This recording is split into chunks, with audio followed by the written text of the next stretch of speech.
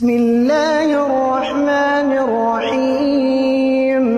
سبح اسم ربك الأعلى الذي خلق فسوى والذي قدر فهدى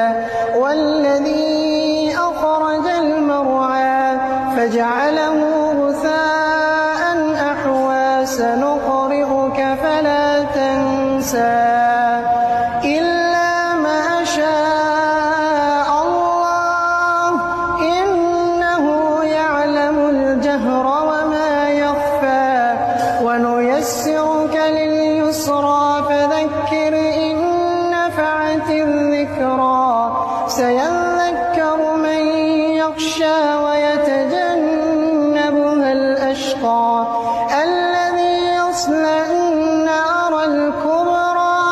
ثم لا يموت فيها ولا يحيا قد أفلح من تزكى وذكر اسم ربه فصلى بل تؤثرون الحياة الدنيا والآخرة خير